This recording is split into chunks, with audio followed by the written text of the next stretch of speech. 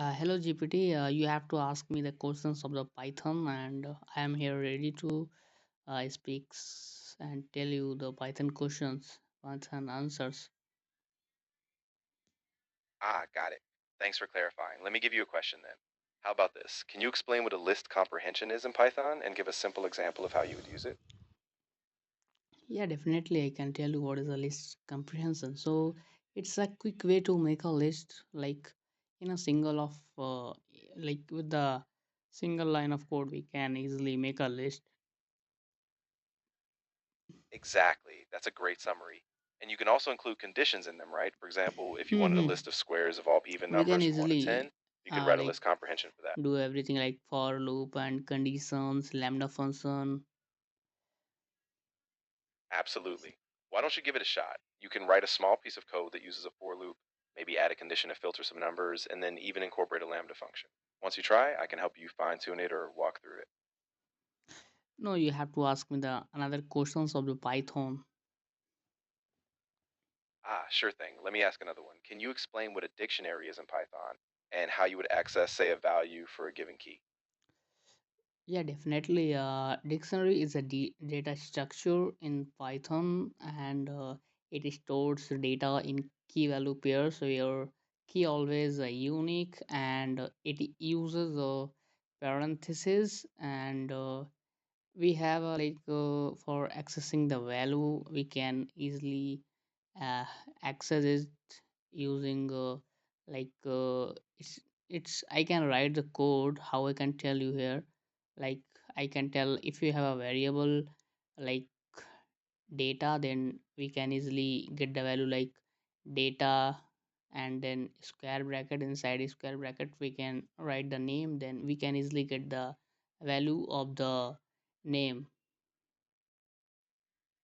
Exactly. That was a great explanation. And just to add, if the key doesn't exist, it raises a key error. But you can also use the .get method, which returns a default value if the key is missing. So do you feel comfortable with that, or would you like another concept?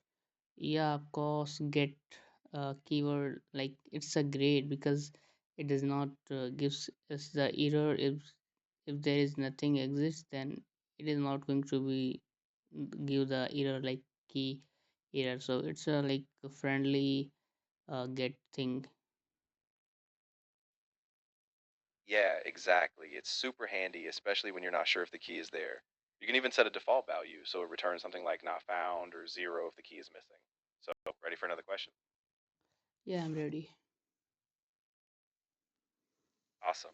All right, here's another one. Can you explain what a class is in Python and describe how you would create an instance of that class? Yeah, I can easily tell you what is a class. So, class is a concept of the OOPS, and a class is a basically a blueprint or design from where from this class we create a real objects. Like we have a class is like a structure of the house. Then you create a real house from this class, which is object.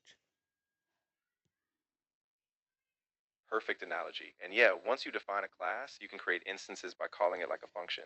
So, for example, if you have a class called house, you might do something like house1 equals house to create an object.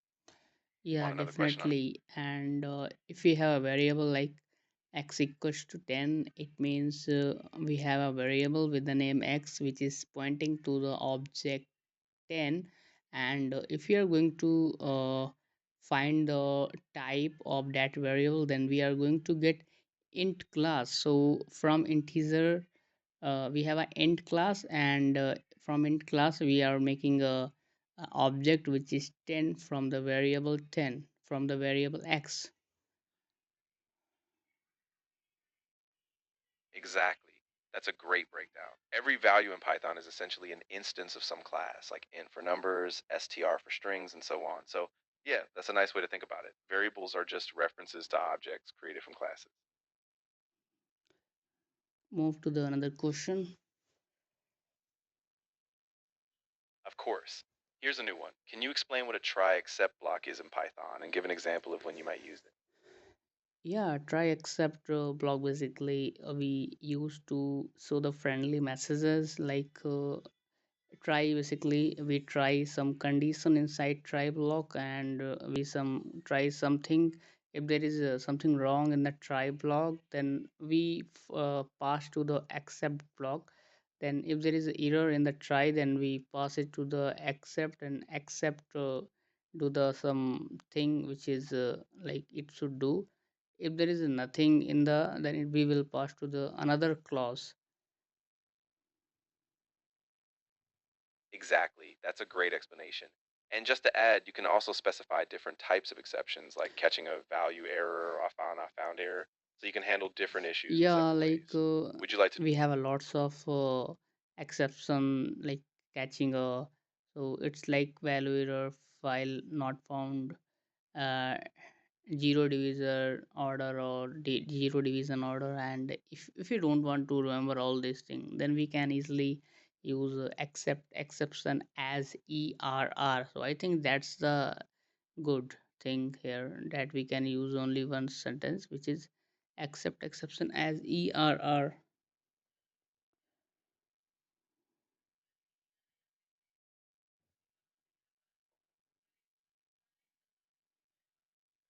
Absolutely. Yeah, that's a really convenient trick. By catching a general exception like that, you can handle any kind of error, and then you can inspect the details with the variable like E or error. So yeah, that keeps things flexible while still giving you a way to debug. Nicely done. Okay, I want to end now this session.